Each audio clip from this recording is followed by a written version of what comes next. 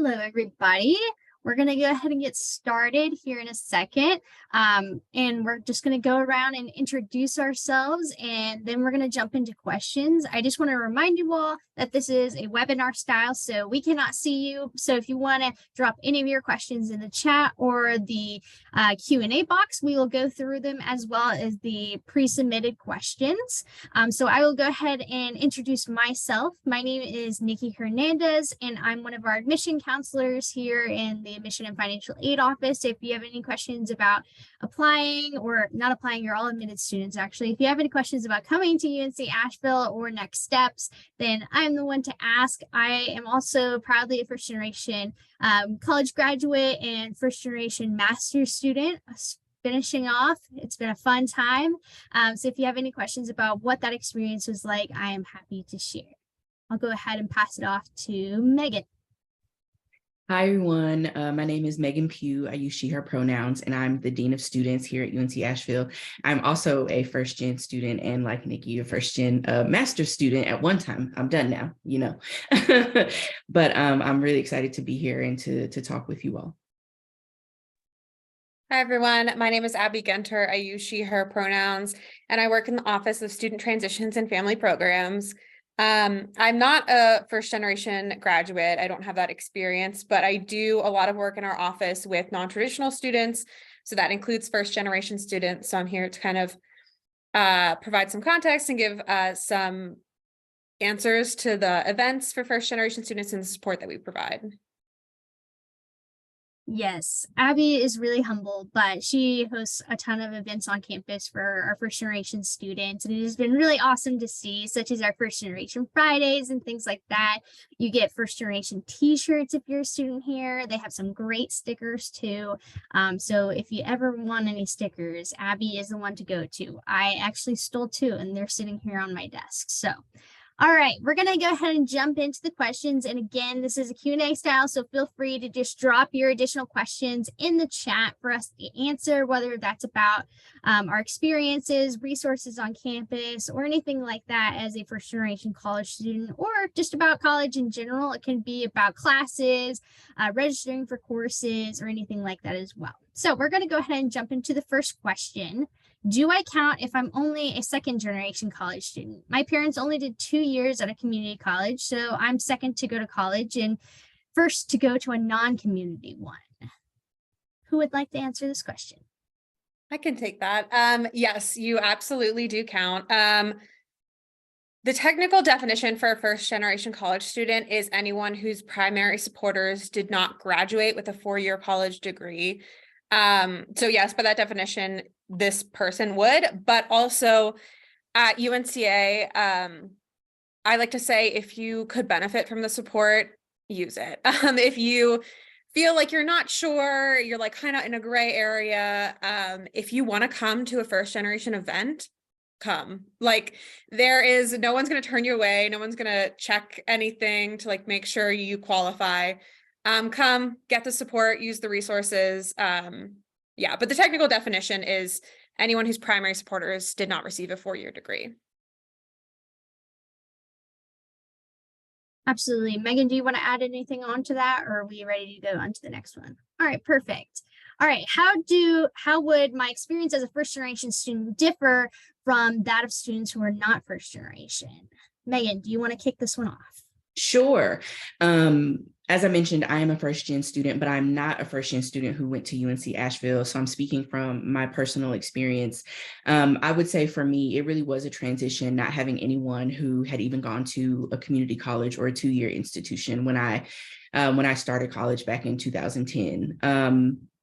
One thing I think that has sort of stuck with me is not really knowing what questions to ask, not knowing who to ask them, not having sort of what we call institutional knowledge, which is sort of this common language, this common understanding about this new place that you're going into or about this new thing that you are experiencing.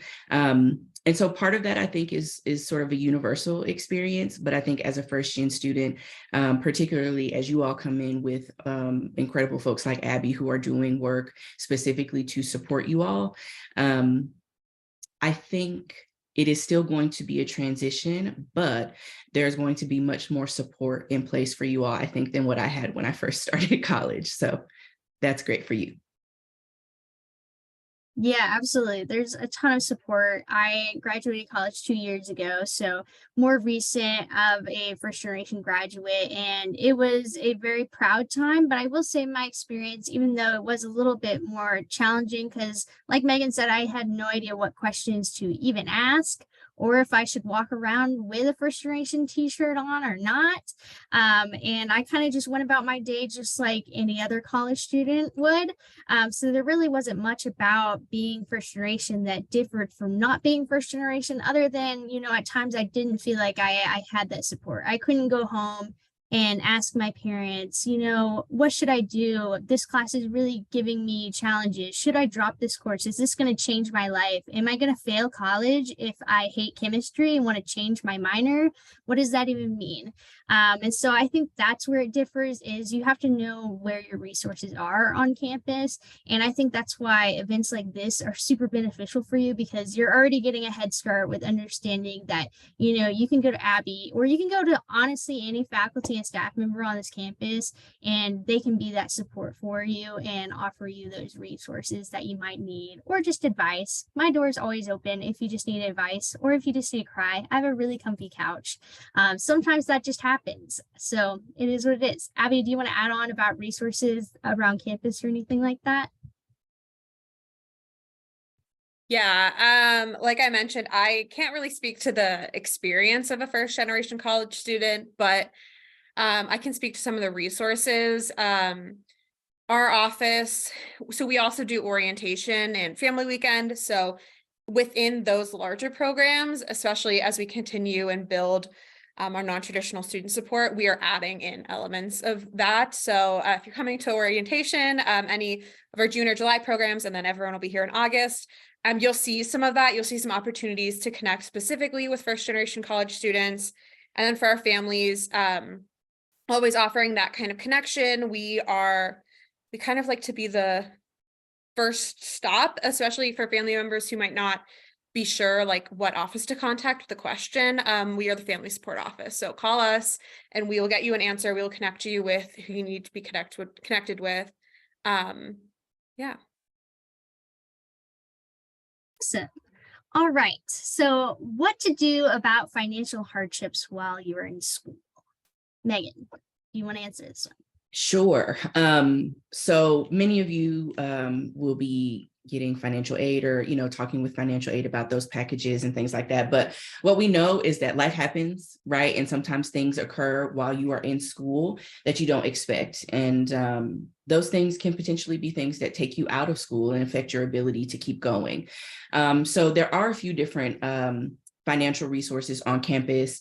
In terms of like emergency resources, my office oversees the Student Emergency Fund and the Student Care Fund. And so that is those are for situations where, maybe you unexpectedly lost a job, or, maybe you got into a car accident or something, and you're having to sort of refunnel your funds in a different direction as opposed to what you would normally focus on school. In addition to that, there are and those are not things that you have to pay back. There are some other smaller loan programs that you can access here on campus, but those are a really good opportunity for folks who are sort of in the thick of it, and really don't know what to do next. Outside of this, student employment and other things like that are always an option, but we do have some safety nets, I would like to call them, for folks who just experience life and need a little support. Yeah, it can definitely be overwhelming coming in as a first generation student. I was a first generation low income student, which is another subsection of the complexities of college. And yeah, life definitely happens. And I remember coming in thinking that a scholarship was literally going to cover everything, including random fees and things like that. If you have any questions at all, my biggest recommendation is to reach out to our financial aid office. They will literally go through everything with you in terms of cost estimates, what your scholarships mean, what loans might mean, and just give you a complete breakdown so that you are not surprised at all when it comes to getting that bill. and when you have to pay it. We have different payment plan options as well. So if you need any support, just let us know. It's a huge benefit to a small university is that close-knit connection you're able to get with our office. So please do reach out. Oh, I did want to add one more thing, specifically about the Dean of Students office. You all will hear me say this many times during orientation, but we are not the principal's office. So it is unlikely that you will see me first when you're in trouble. You might see me if you get into some trouble. We hope not. But primarily our office really stems and sort of orients itself around care. And so if you are a student that's experiencing financial hardship or food insecurity or housing insecurity, we have two case managers, one that works with residential students and one that works with all of our other students to really help you through, again, help you through those hard times, because we know all of these things will impact your ability to be successful, both as a student, but also just generally as a human being. So I did want to, make sure that I let you all know if you hear from us, it's because somebody here cares about you, okay? And not because you're in trouble. That is so true. I was very confused about that coming into college. I was like, I hope I never see the dean.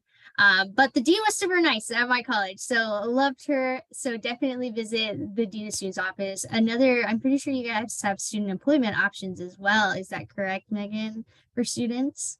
We don't in our office No? currently, but we do, all around in student affairs for sure. Oh yeah, student affairs has tons of student employment options. We definitely have student employment options.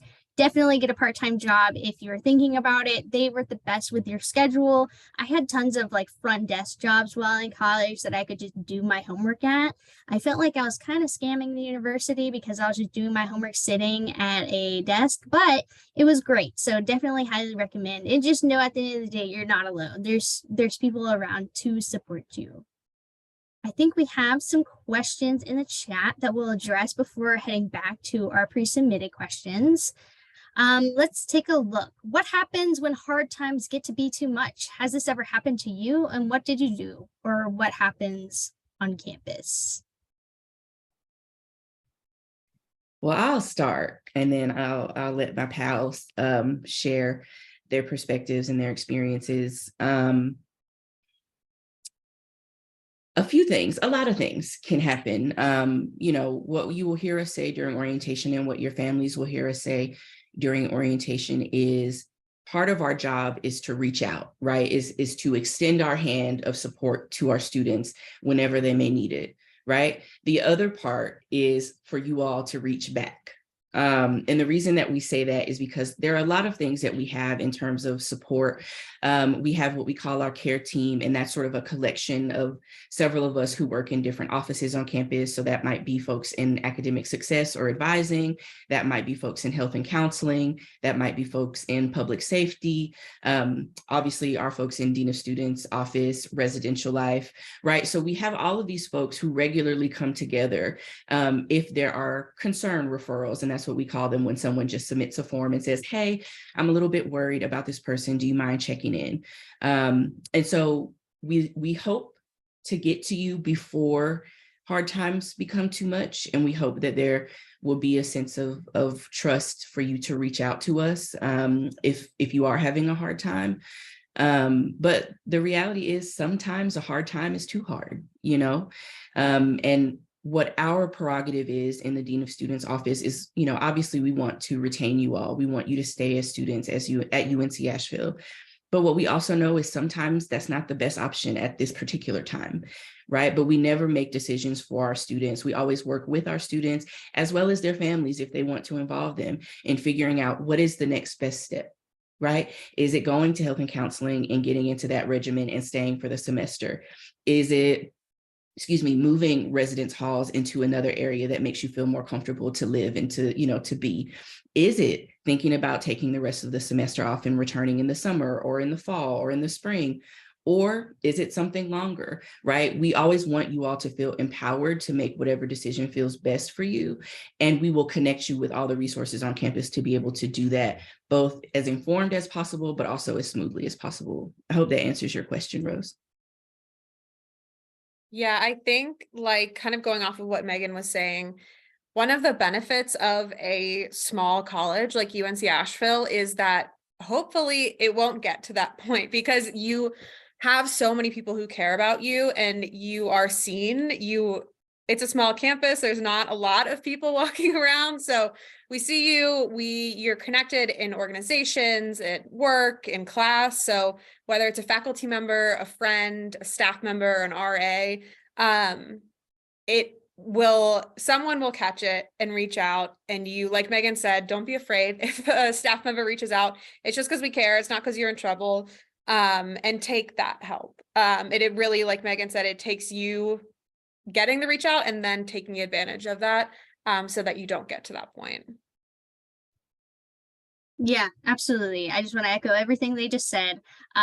Pretty much every single student that goes through college is going to have hard times, not just first generation students. So just know that you're not alone in that. I definitely had my fair share of hard times, from not understanding that I couldn't buy a certain textbook because it was the wrong edition, to not knowing that I had to also buy a code to access my homework, to not knowing that, my time zone was going to change and I was going to miss my entire final exam in Spanish. Yeah, things happen and it's okay. It's important just to take a breath and know that, nothing is going to be the end of the world, and that you do have people here to support you. And that Spanish teacher did let me retake that final exam. Our professors here are really awesome. So really, really nice people. So just reach out to them if you ever are struggling. We hear a lot about your mental health here, and we want to make sure that you're going to be successful here, but we also want to make sure that you're happy and healthy here as well. So great question. Please keep the questions coming. We also had another question about best ways to get involved. So who would like to take that one on? I can take that one. There are so many ways to get involved on campus. I think I'll start Nikki mentioned this, getting an on-campus job. I know that's kind of like a different avenue of getting involved, but if you go to the Career Center and you're like, oh my God, these people are so fun and nice, there's a lot of opportunity to work for the Career Center and you can build connections that way. Clubs and orgs, you'll hear a lot about it at orientation in the summer, but Rocky Connect is an app and a website that lists literally every single student org on campus, as well as all of our campus events. So just putting yourself out there and trying new things. Like I mentioned, our office does a lot with first generation students. We try to do a lot of fun events because they're fun to plan and they're fun to be at. So we do socials with first gen students, but then we also do some socials with staff and faculty, first generation staff and faculty, which is really fun. We have a really fun network here at UNCA with our first gen staff and faculty. So checking your email, honestly, because I send all of the marketing and stuff I have a full email list of everyone that's first generation at UNCA. So check your email, come to an event, try new things. Your RA, if you're living on campus, they are going to do events every once in a while. They are going to help facilitate those connections, but you, again, have to put yourself out there and have to take a little step. Yeah, that's most of what I can think of right now. Yes, definitely get involved. If you take away anything from today, it's please get involved. It literally made my entire college experience getting involved. I was maybe too involved my freshman year, and I figured out along the way, my limitations and time management. That's a whole other part of being first generation and just understanding how to be a functioning adult within that environment. So definitely get involved though. It's how I literally made all of my friends. I went to a university that I had nobody from my high school. I didn't have any support system. I don't have parents or supporters at home. So I really was on my own. And a lot of times that was super overwhelming for me. I remember getting somewhat homesick of just being at my high school with my friends and the community that I knew. And that was really hard. So getting involved really changed that for me. So I will selflessly plug our communication ambassador team. So if you want to join our university ambassadors, you can be a tour guide, and then you can join my wonderful team of communication ambassadors if you're interested in social media. That being said, please follow us at UNCA_admissions. It is amazing. I and clearly very humble as well. So please do follow. It can help you keep up to date with a lot of important information as you start this journey of becoming a Bulldog here. So if you want information on events that we're putting on or other cool things such as the basketball tournament that's going on, we're pretty excited to be in the Big South Conference, and we're hopefully going to go pretty far. So we will keep you up to date on that as well. So Megan, do you want to add anything about getting involved? Just to echo what you all have said, and especially what Abby said, just put yourself out there. You know what I mean?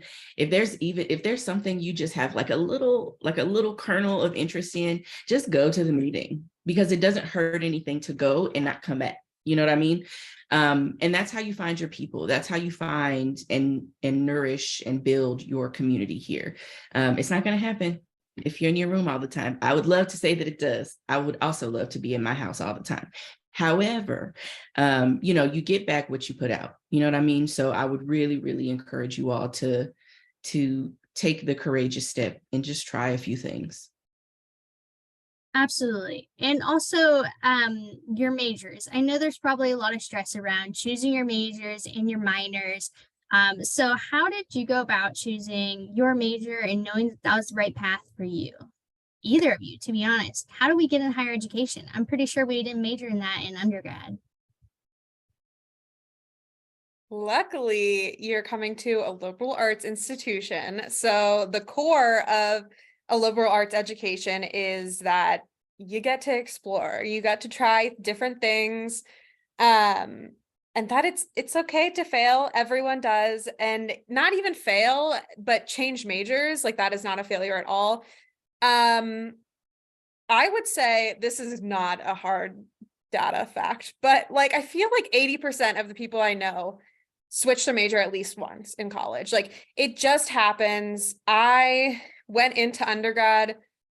I graduated even with a biology degree. I was going to do genetic counseling, and then I got my master's in student affairs. So it is like, you can't plan. I mean, that's just life. You don't know what's going to happen.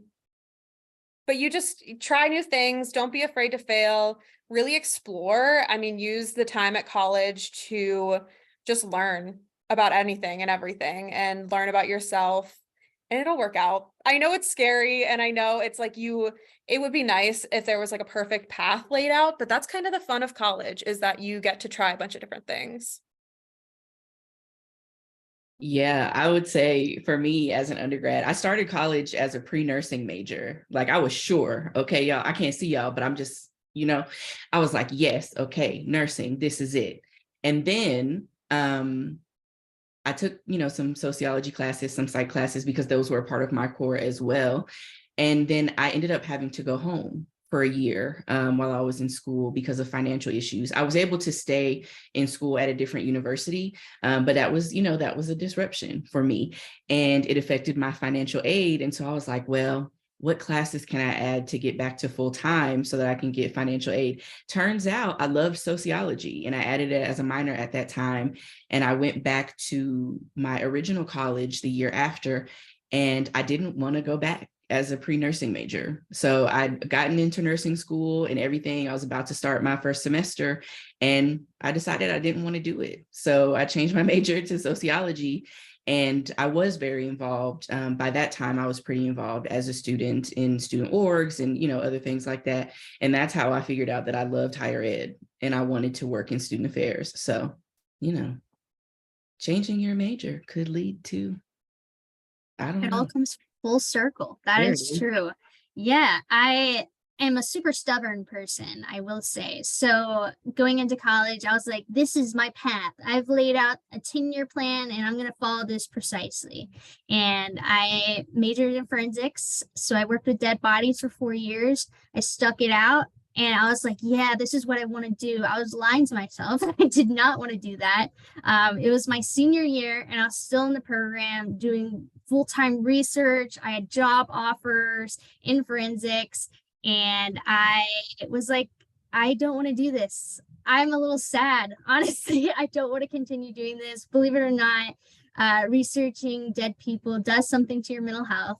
And at the time, I was super involved in a lot of student affairs activities. So I was a campus ambassador, and I was doing an internship just for the money at the time in our undergraduate admissions office. And here we are now. So now I'm an admission counselor working in higher ed.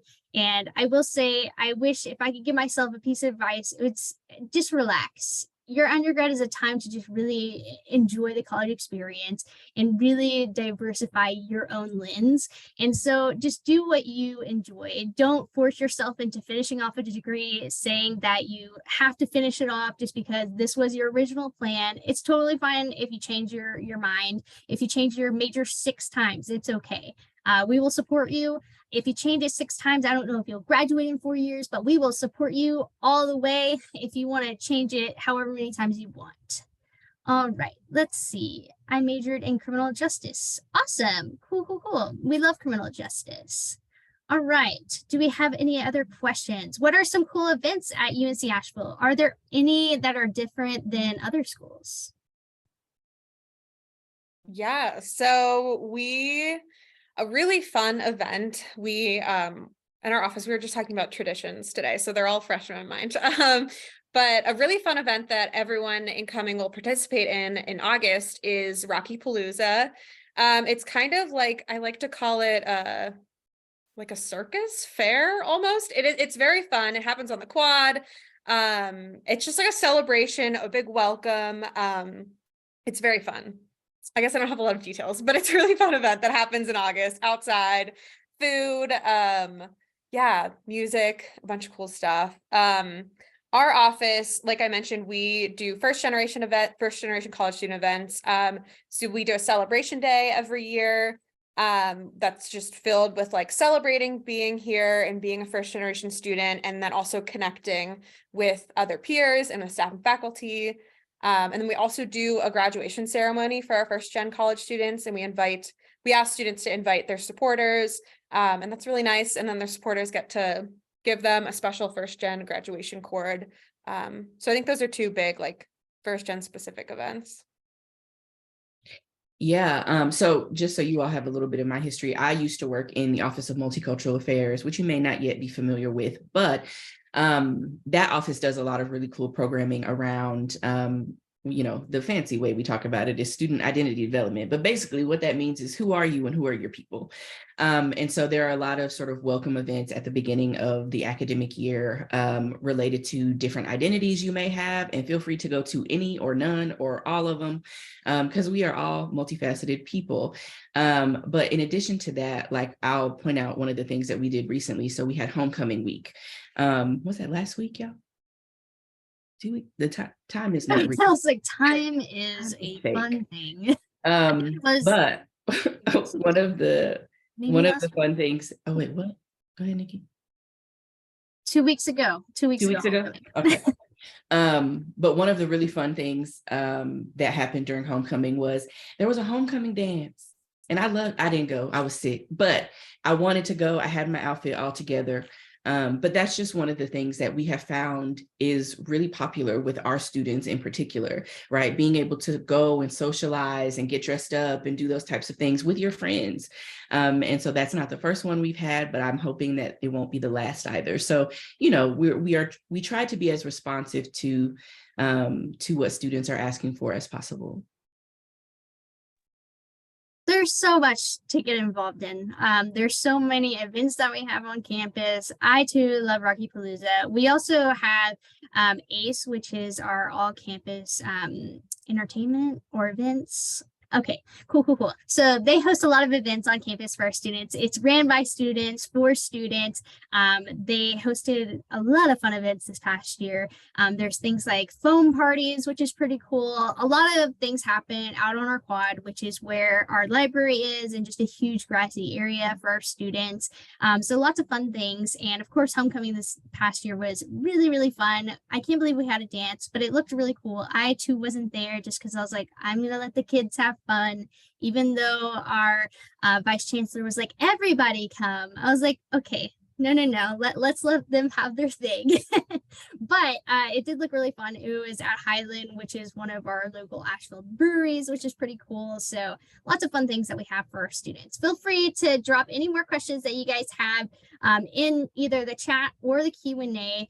But for now, I'm going to go back to our pre-submitted questions about how do I register for classes? Okay, so once you have applied and been accepted and everything, you got your letter, everything's great. That letter will give you your OnePort login information, which is basically our student portal. And so that will have all of the information about how to register for classes as a new student. You are required to complete an online like pre-registration form in order to get registered. So be sure to read your acceptance letter once you get it very carefully. And the other communication that the university will send, but it will all be laid out for you in that sort of initial document and initial outreach from us, so that you don't miss your windows and everything goes smoothly. Yeah, I will also say the Office of Academic Success has on their website some really good videos that like step-by-step how to register. And then if you do have more questions, I mean, you can obviously contact your advisor, the Office of Academic Success, but in June, our office, we're having what we're calling summer welcome days. They're single days in June. You can come to campus, and then we'll also have opportunities to like sit down with someone and go over your schedule, make sure you're on the right track, make sure that everything looks good. So yeah, that's an option as well if you have specific questions that you'd like to sit down with someone about.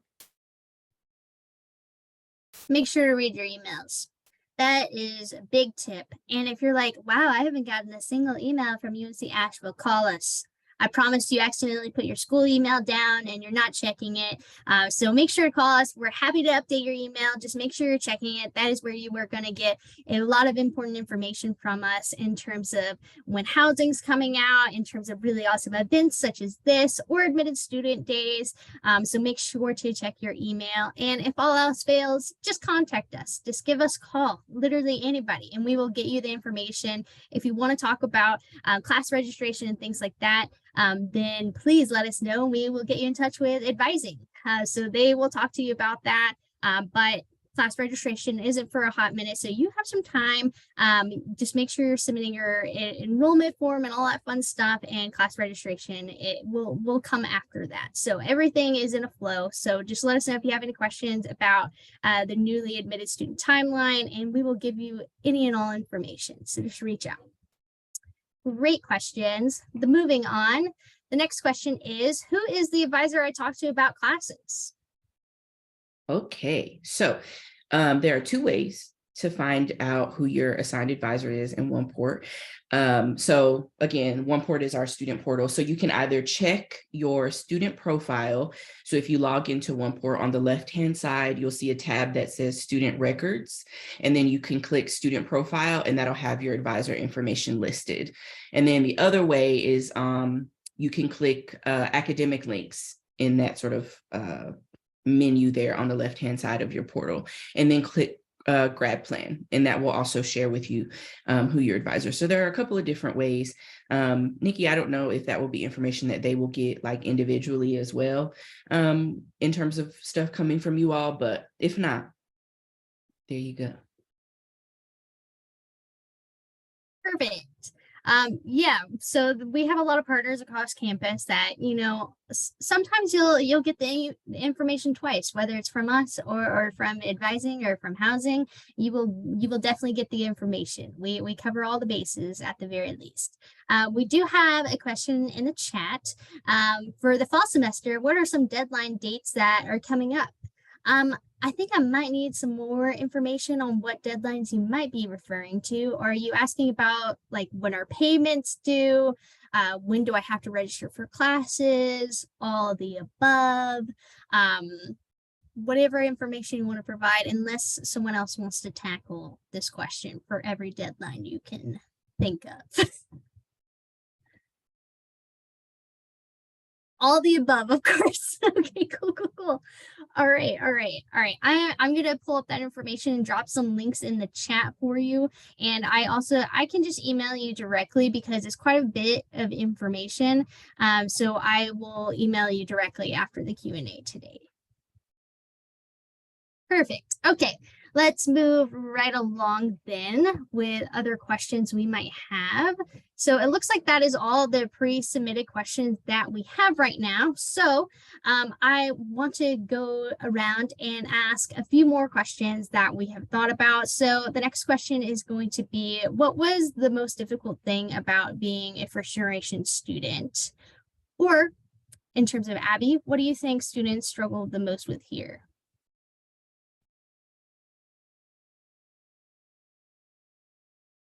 Oh, Abby, I was going to let you go first. I can go. I just feel bad talking because I didn't have that experience, but at this point now I have facilitated a handful of panels with our lovely first gen staff faculty and some upperclassmen students. So from that, I've gathered, and from current students, that the biggest thing is just feeling like you're the only one dealing with this and feeling that kind of isolation of everyone knows what they're doing and I'm the only person who has this specific question or like is confused about this. And that's just not true. I know it's hard and it's going to feel like sometimes, oh my God, everyone is so like confident and they've got it figured out and I just don't, but no, no one has it figured out, especially as an incoming student. Everyone is freaking out. Everyone is worried about making friends. Everyone is like stressed about classes, is worried about making this new transition. You're not alone, especially, I mean, even as in your first generation experience, you're not alone. About a fourth of all of our students at UNC Asheville are first generation college students. So even at UNCA, you have a large community who is feeling the same thing.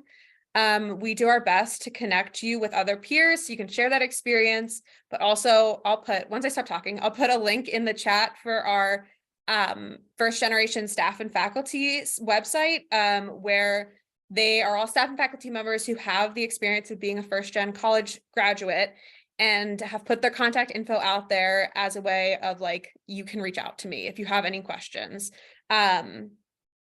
So yeah, I would say it's the biggest thing I've heard is just feeling that isolation of like, I'm the only one experiencing this. But we do our best to connect you and just share that you're not.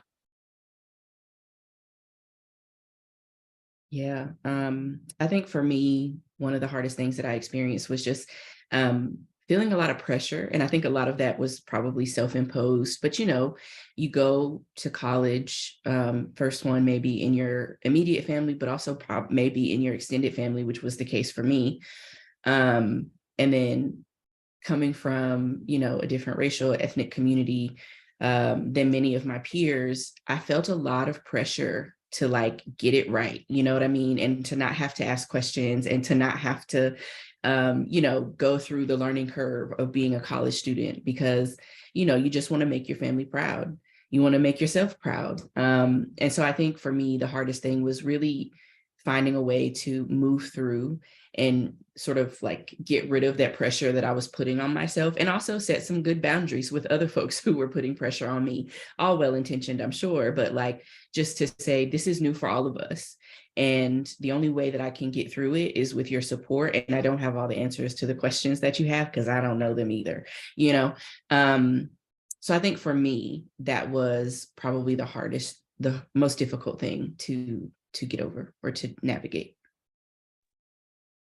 That is really tough to follow up. But I would say that's completely true. I definitely had a lot of pressure on myself. And I will say as well, I thought that being first generation was going to kind of stop after my first year. I thought, okay, I've done this thing and there's no more surprises from here on out.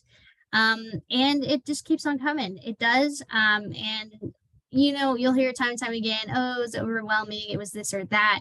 But it's true, it can definitely be, and you just got to take it one day at a time sometimes. And I remember it was my senior year and I was still getting some of my first experiences, especially when applying to grad schools. They were like, you should have already done all this and done that, and you should have done research way before your senior year. And I just had no idea when one should do research, when one should be applying to grad school, because being first generation doesn't stop after undergrad. You not only become a first generation, either graduate student, but you also become a first generation professional as well. Megan talks a lot about that, and I'm really obsessed with that term because it is so true with understanding the realities after college.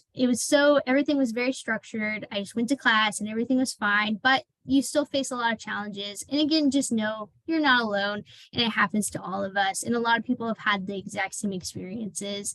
So reach out. And another thing, just to kind of motion into one of our next questions about housing, is housing. I had a lot of difficulty with housing. I didn't have a home to go back to. And so the semesters in between, such as like December, was really tough for me. I didn't really know what to do. I didn't know if I was allowed to stay on campus or what my resources were.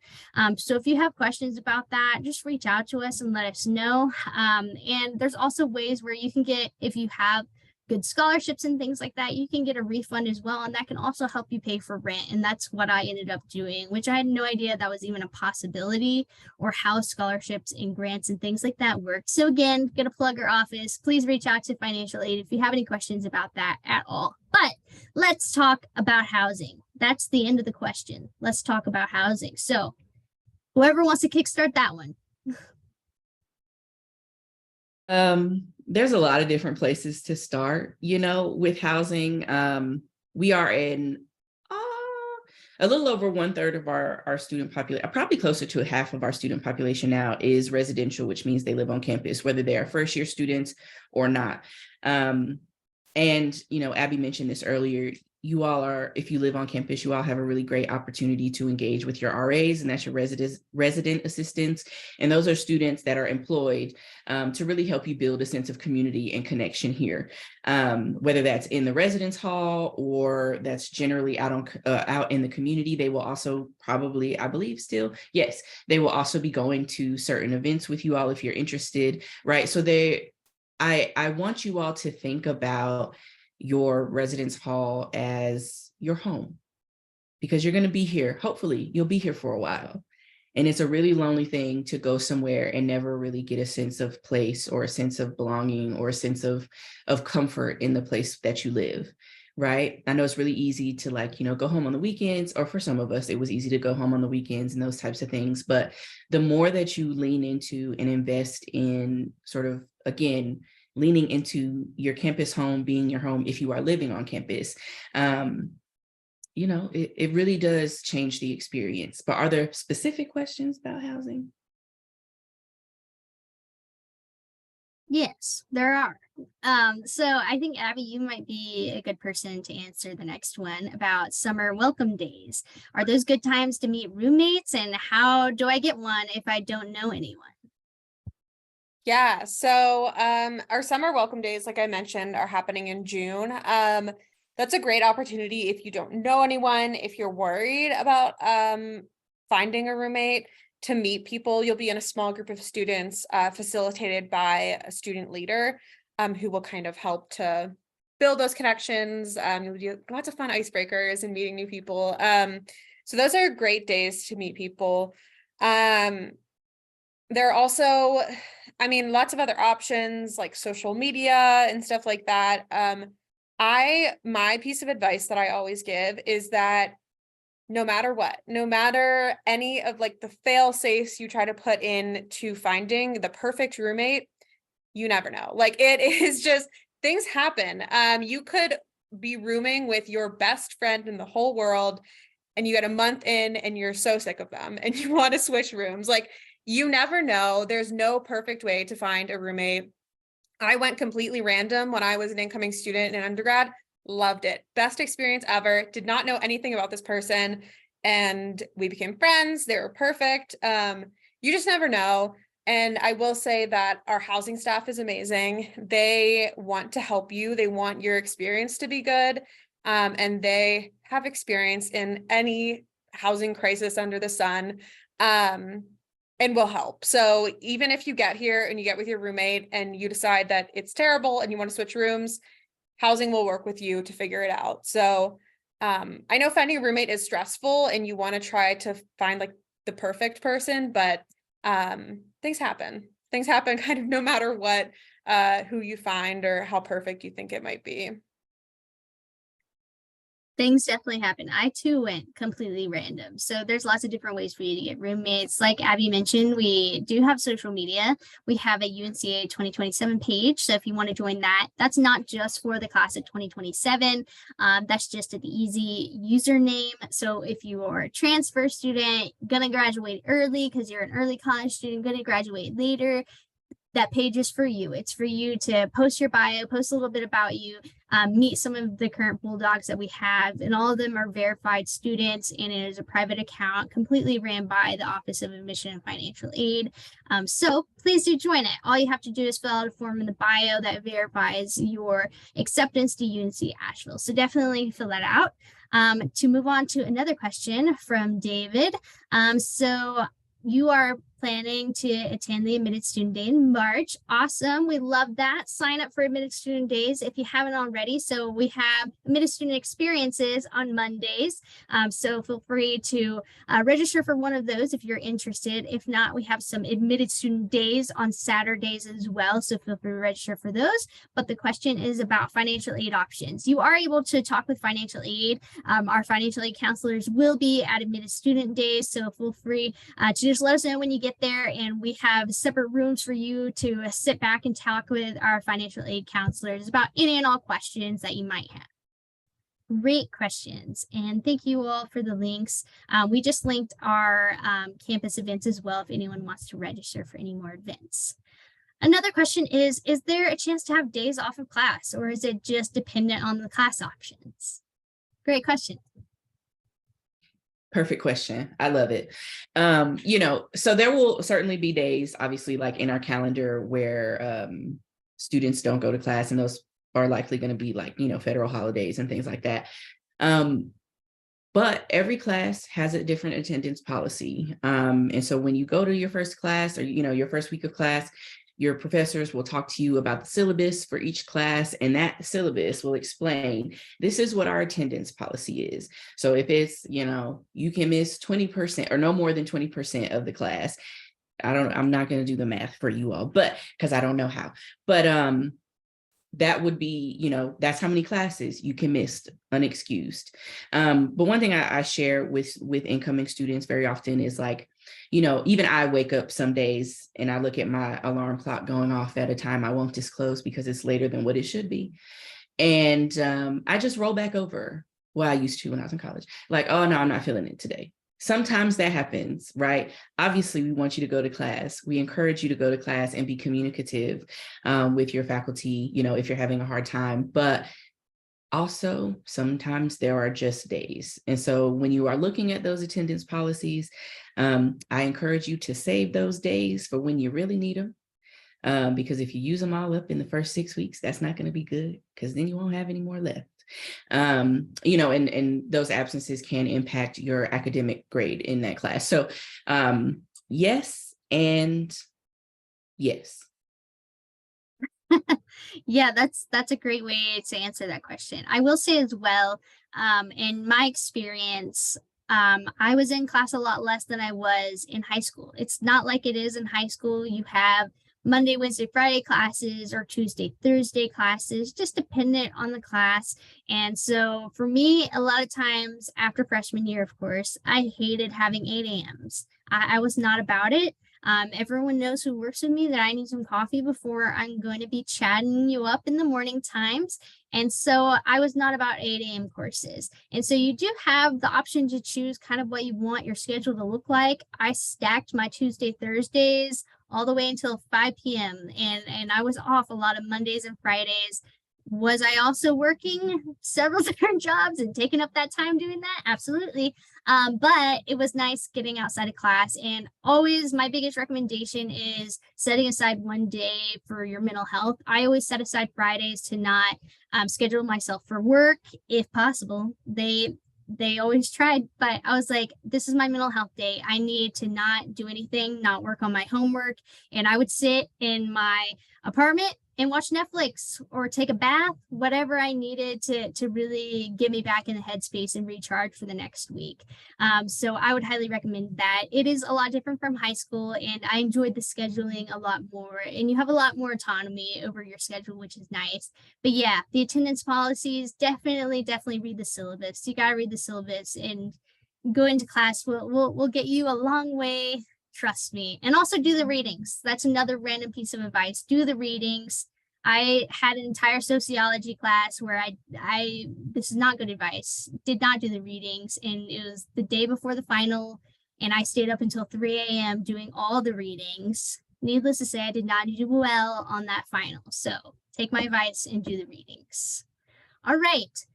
Other questions. Wow, we have 2 more questions. Can you have a class schedule where you don't have any classes, like at all? No, you will not be in college if you schedule no classes. But if you need time off, that's okay. Sometimes that happens, whether that's for your mental health or sickness or financial needs. You can take some time off. And specifically, if you don't take any courses elsewhere, like at another college, you can come back to UNC Asheville without having to go through the admission process. You just go through our registrar's office. So just know that's okay. If you're not going straight through all 4 years, there is an option to take some time off. But in terms of staying enrolled and just wanting to chillax, no, you do have to take some classes. And there are some things with financial aid as well. If you drop below full time, that might affect scholarships as well. So if you have questions about that, think about doing that anytime during your time in college. Reach out to financial aid before you make that decision if you have scholarships.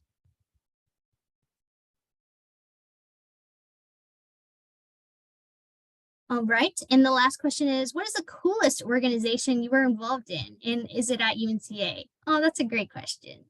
Who would like to go first? I can go first. In my undergrad experience, I was involved in like a large community service organization. And that counterpart at UNC Asheville is our Key Center for Community Engaged Learning. They do such cool work, and they really do a good job of connecting with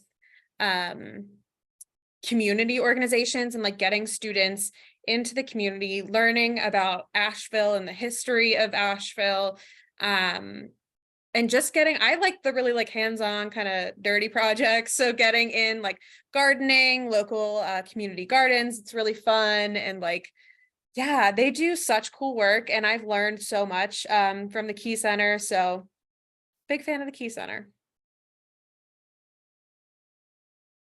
Y'all, I don't know. The coolest organization, I would say the coolest organization that I was involved in undergrad was, now what was it called? Women of Empowerment. And that actually ended up turning into a, like we were an interest group for a multicultural sorority that I am now a part of and a lifelong member of. But the sort of initiative behind the group was to bring together women of multicultural identities and different lived experiences and talk about empowerment and what does that mean to us and what does empowerment and leadership look like, sort of led by women who look like us.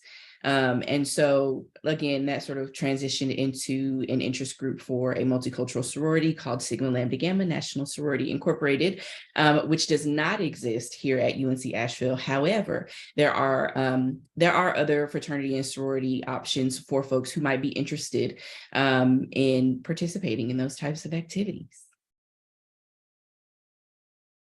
I too am struggling thinking of my favorite organization because there were a lot. I will definitely plug the ambassadors, but I will say I think personally, my favorite organization that I was a part of was an organization called Thrive. It was a student-ran organization that was started my junior or sophomore year of college. That was essentially a grief support group for students. So I lost my dad and my brother growing up, and so that was a huge struggle for me throughout college. And so having people around me that experience similar things was such an empowering thing for me to be a part of. And it just reminds me that, a lot of students around you are going through a lot of similar things. And so that was really nice. And I don't think have anything like that here other than our awesome counseling center. So we do offer free counseling services for our students here. So definitely take advantage of those opportunities.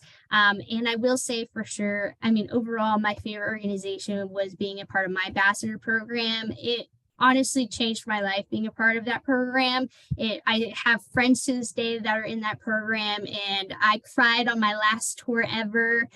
It was such an empowering time to be involved in that organization, and it's why I am where I am today, which I'm super thankful for. And we do have a very similar awesome program here called our University Ambassador Program that you can be a part of as soon as you get here as a first year student. So if you're interested in showing people around our wonderful campus, you can definitely apply on what we call Handshake, which is all about student employment. If you have any questions about that, feel free to DM us on social media, and I can even just send you the link when you get here.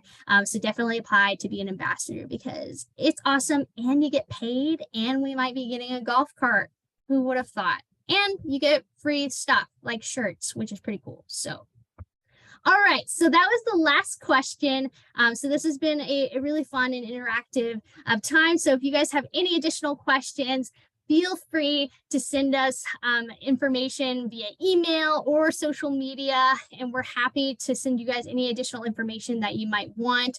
But it was so wonderful to chat with all of you all, and I want to thank Megan and Abby for your guys' support with this. We were super happy. This was our first ever first generation virtual Q&A with students, so we're hopeful to continue on this in the future. And I'm sorry that you guys might hear my chat blowing up in the background with Nate talking about how excited he is for a golf cart. He's been wanting that for years, so we're super excited about it. But that being said, thank you all so much for coming, and if you have any questions, feel free to reach out. But for now, have a great rest of your night.